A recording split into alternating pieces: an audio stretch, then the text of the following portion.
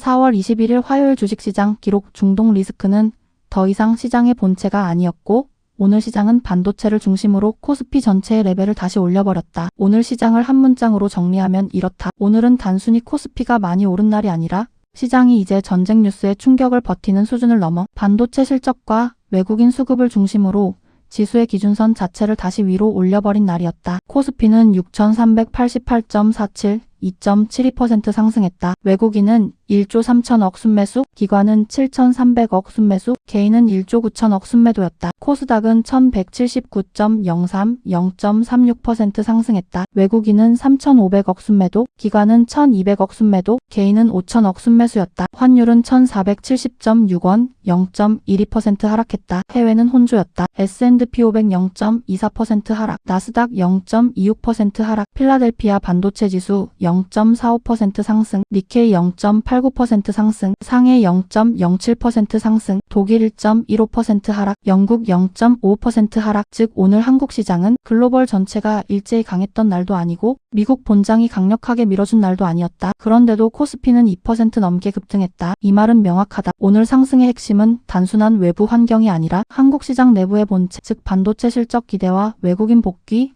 그리고 기관의 지수 추종 매수였다. 오늘은 그 구조가 아주 선명하게 보인 날이었다. 1. 오늘 시장의 핵심은 코스피가 오른 게 아니라 코스피가 새로운 기준을 만들었다는 점이다. 6,388.47. 이 숫자는 그냥 숫자가 아니다. 오늘 코스피는 단순 반등이 아니라 전고점 위에서 하루를 안착시키는 흐름을 보여줬다. 중요한 건 장중만 넘겼다는 게 아니라 시장이 오늘 상승을 받아들이는 방식이다. 이제 시장은 전쟁이 끝나야 올라간다가 아니라 전쟁 뉴스가 남아있어도 실적과 수급이 더 강하면 올라간다는 쪽으로 해석 기준을 바꾸고 있다. 이건 큰 변화다. 예전 같으면 미국과 이란 협상 불확실성, 유가, 환율, 군사 뉴스가 먼저 시장을 흔들었다. 그런데 오늘은 아니었다. 오늘 시장은 그런 불확실성을 알고도 반도체와 산업재, 그리고 대형주 실적 기대를 더 크게 샀다. 즉 오늘은 지수가 단순히 높아진 날이 아니라 시장이 위험을 해석하는 방식 자체가 한 단계 바뀐 날이었다. 2. 오늘 시장의 본체는 명확했다. 삼성전자와 SK하이닉스였다. 외국인 순매수 상위는 삼성전자, 하이닉스, 대우건설, 두산에너빌,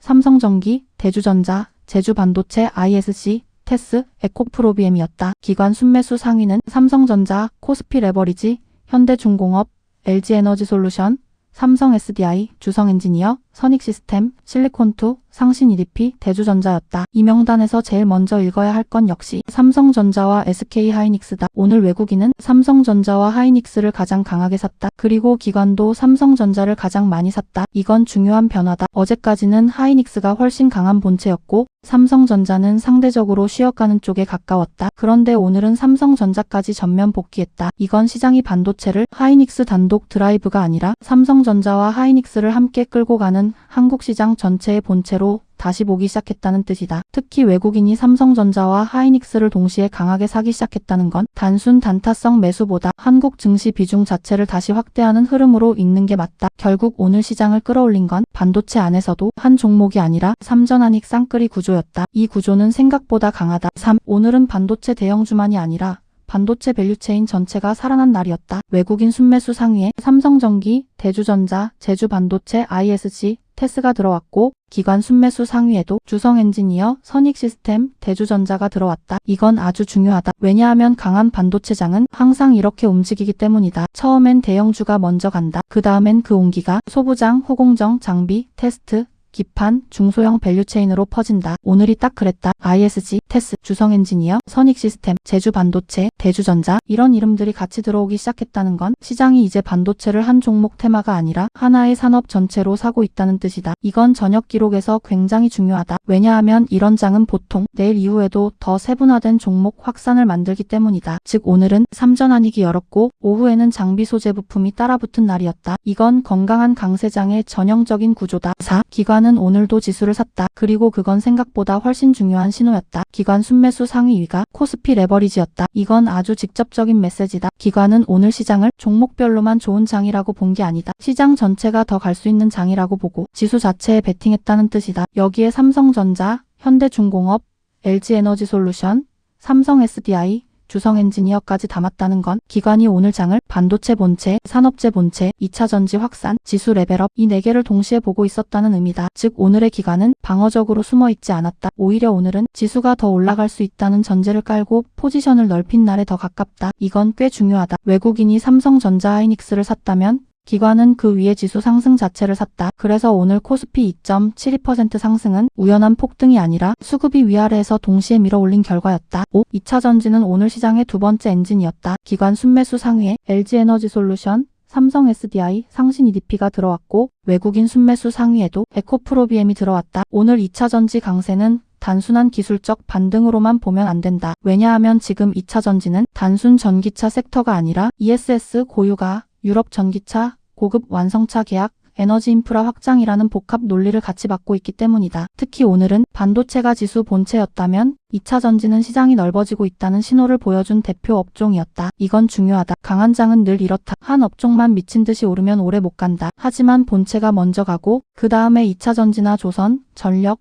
로봇이 붙기 시작하면 시장은 훨씬 넓고 건강한 구조가 된다. 오늘이 바로 그런 날이었다. 즉 오늘의 2차전지는 반도체를 흔드는 대체제가 아니라 반도체가 열어준 강세장의 확산축이었다. 6. 조선과 산업재는 여전히 유효했다. 다만 오늘 외국인은 선택적으로 교체했다. 기관 순매수 상위에는 현대중공업이 있었고 외국인 순매도 상위에는 현대중공업, 현대건설, 현대일렉트릭이 들어왔다. 겉으로 보면 헷갈릴 수 있다. 그런데 이걸 잘 봐야 한다. 오늘은 조선과 산업재가 죽은 날이 아니다. 오히려 시장 전체가 강하다 보니 기존 강했던 산업재 안에서 일부 차익 실현과 수급 교체가 나온 날이다. 기관은 현대중공업을 샀다. 즉 조선의 실적과 구조적 기대는 여전히 보고 있다. 반면 외국인은 현대중공업, 현대건설, 현대일렉트릭 일부를 팔며 오늘은 상대적으로 반도체와 2차전지로 더 무게를 옮겼다. 이건 악재라기보다 강세장 안에서의 순환매와 매수 우선순위 조정으로 보는 게 더 맞다. 즉 조선과 산업재 서사가 끝났다는 게 아니라 오늘은 시장의 본체가 더 선명하게 반도체로 돌아왔고 그 안에서 외국인이 포지션을 조금 더 정교하게 옮긴 날이었다. 7. 코스닥은 지수보다 종목 장세였다. 그리고 개인이 그 장을 떠받쳤다. 코스닥은 1179.03, 0.36% 상승이었다. 수치는 올랐지만 수급은 전형적인 코스닥 장세였다. 외국인 3,500억 순매도, 기관 1,200억 순매도, 개인 5,000억 순매수, 즉 코스닥 지수는 올랐지만 그 힘은 제도권 수급이 아니라 개인의 매수로 유지된 장이었다. 이 말은 무엇이냐? 코스닥 전체가 강했다기보다 종목별로 차별화가 심한 장이었다는 뜻이다. 실제로 외국인 순매도 상위와 기관 순매도 상위를 보면 레인보우로보, 현대바이오, 보로노이, 알지노믹스, 리가켄바이오, 유진테크, 서진시스템 등이 보인다. 즉 코스닥에서는 바이오와 일부 성장주의 차익 실현이 나왔고 반대로 주성 엔지니어 같은 반도체 장비주는 강했다. 결국 오늘 코스닥은 지수보다 업종과 종목 선택이 훨씬 중요했던 날이다. 즉 코스닥은 전체 상승장이 아니라 반도체 장비, 일부 2차전지,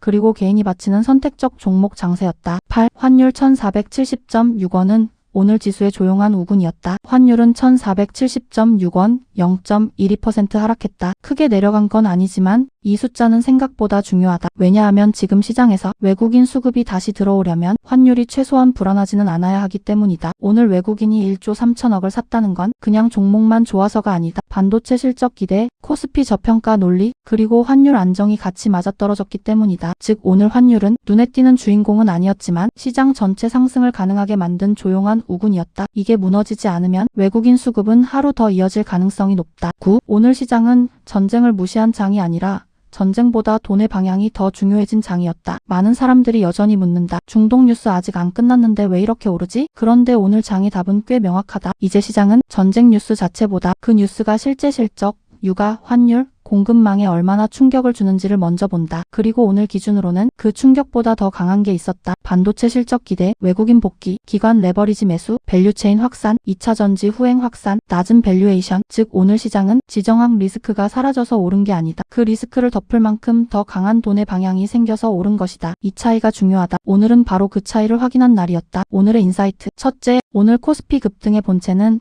다시 삼성전자와 SK하이닉스였고 외국인 매수는 그 두 종목을 중심으로 한국 시장 비중 확대 신호를 보였다. 둘째, 기관은 삼성전자와 코스피 레버리지를 함께 사며 개별 종목이 아니라 지수 전체 상승 가능성에 베팅했다. 셋째, 반도체 강세는 장비 소재 중 소형, 밸류체인으로 확산됐고 2차 전지까지 붙으면서 시장 폭이 넓어졌다. 넷째, 코스닥은 지수보다 종목 장세였고 개인이 바이오와 성장주 매물을 받아내는 구조였다. 오늘의 가설, 외국인의 삼성전자 하이닉스 동시 순매수가 하루 더 이어진다면 코스피는 단순 신고가 돌파가 아니라 상단을 다시 열어가는 추세장으로 진입할 가능성이 높다. 가설, 반도체 장비와 소재주 확산이 계속되면 이번 반도체 랠리는 대형주 중심이 아니라 밸류체인 전체 장세로 더 넓어질 가능성이 있다. 가설, 2차 전지가 오늘처럼 후행 확산을 이어간다면 이번 상승은 반도체 단독장이 아니라 코스피 전체 리레이팅 장으로 해석될 수 있다. 10 내일 시황 예측. 내일 시장에서 가장 중요한 건 오늘 많이 올랐느냐가 아니다. 오늘 만든 기준선을 내일도 지킬 수 있느냐다. 오늘 코스피는 6388.47까지 올라왔다. 이제 내일은 6400을 뚫을까? 보다 6400 앞에서 흔들려도 시장이 무너지지 않느냐가 더 중요하다. 시나리오 가장 좋은 흐름. 밤사이 미국 반도체와 대형 기술주가 안정되고 필라델피아 반도체 지수 강세가 이어지고 환율이 1470원 안팎 또는 그 아래에서 유지되면 내일은 다시 삼성전자 하이닉스 반도체 밸류체인 2차 전지 확산 구조가 이어질 가능성이 높다. 이 경우에는 코스피 6400 안착 시도, 삼성전자 22만원대 안착, 하이닉스 추가 신고가 시도, 주성엔지니어, ISG, 테스 같은 장비주 강세 지속, LG에너지솔루션, 삼성 SDI, 에코프로비엠 확산 지속, 이 핵심이다. 즉 내일 가장 좋은 장은 지수가 급등하는 장이 아니라 반도체 본체가 안 무너지고 확산축이 하루 더 살아있는 장이다. 시나리오 가장 현실적인 흐름. 오늘 너무 강했다. 외국인 1.3조, 기관 7,300억 순매수, 개인 1.9조 순매도라는 숫자는 이미 오늘 상당한 추격이 나왔다는 뜻이기도 하다. 그래서 내일은 장 초반 차익 실현이 나와도 전혀 이상하지 않다. 하지만 이 경우에도 하이닉스와 삼성전자가 무너지지 않고 기관이 코스피 레버리지 성격의 매수를 크게 줄이지 않고 환율이 다시 튀지 않으면 그건 건강한 조정이다. 이 경우 시장은 코스피 6350에서 6390 사이 숨고르기, 반도체는 강보합 또는 눌림목, 2차전지 조선, 전력기기 순환매, 코스닥은 종목별 차별화 심화, 이 흐름이 나올 가능성이 높다. 나는 이게 오히려 더 건강하다고 본다. 왜냐하면 지금은 매일 2%씩 가는 장보다 본체는 버티고 주변 업종이 번갈아 붙는 장이 더 길게 갈 수 있기 때문이다. 시나리오 가장 조심해야 할 흐름. 밤사이 미국 증시가 더 밀리고 유가가 다시 급등하고 환율이 1475원 위로 재상승하면 내일은 오늘 급등분 일부를 되돌릴 수 있다. 이 경우에는 삼성전자 하이닉스장 초반 눌림, 외국인 순매수 둔화, 기관 레버리지 매수 약화, 코스피 6320 안팎 재확인, 코스닥 성장주 변동성 확대가 나올 수 있다. 다만 지금 시장은 예전과 다르다. 지금은 전쟁 뉴스에 대한 내성이 생겼고 실적 기대가 훨씬 강하다. 그래서 위험 시나리오가 와도 예전처럼 추세가 바로 꺾이기보다 반도체 본체 눌림목에서